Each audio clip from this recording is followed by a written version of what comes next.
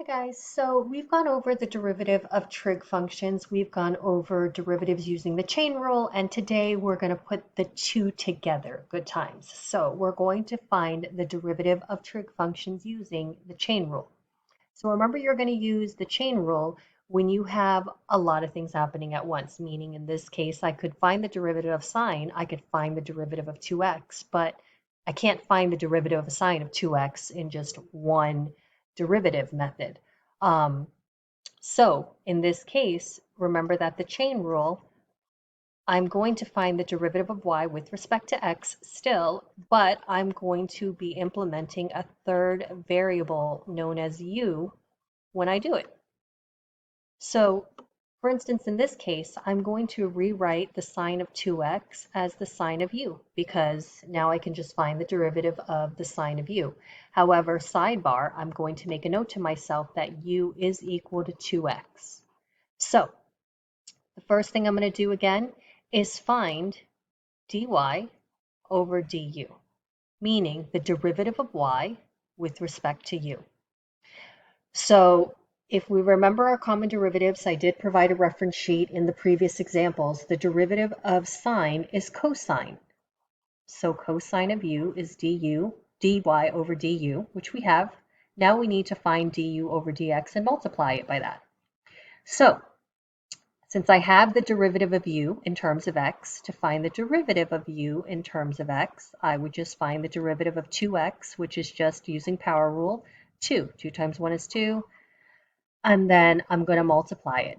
So I'm just following the formula du over dx, and that would be multiplied by 2. Okay, so what I have here is my formula from the chain rule, dy over dx, meaning the derivative of y with respect to x. However, not everything is in terms of x yet. So last step here, I'm going to replace the u with what it equals to, and in terms of x, which is just 2x.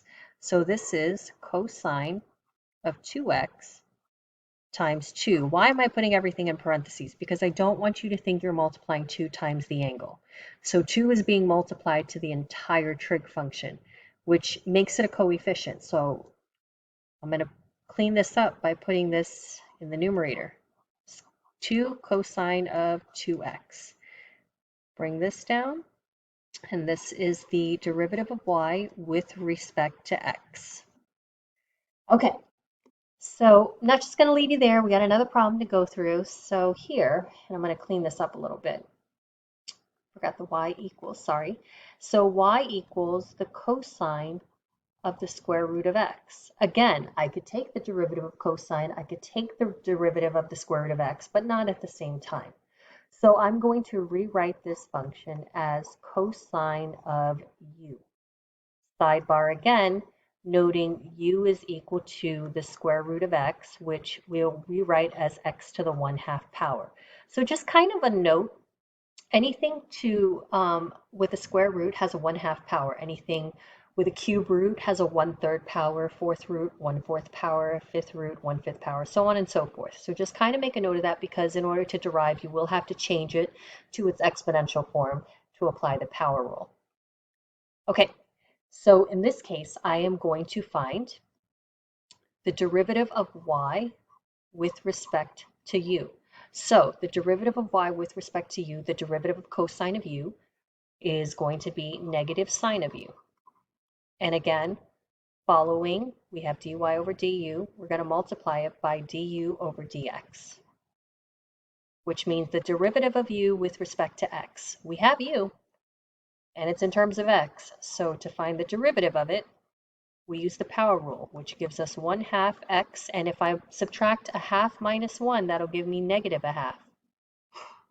So I'm going to replace this with 1/2 x to the negative half power. So now what I'm going to do here is to find dy over dx, which I technically have. I just need to replace that u with what it equals to in terms of x, which is the square root of x. Bring everything else down, and now we're going to clean this up.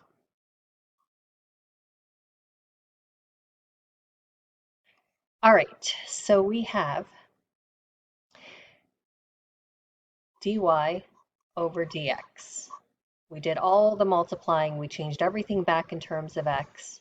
So dy over dx equals to that loveliness here, but I'm going to clean it up. So let's start with the coefficient, the 1/2. Let's write 1/2 down.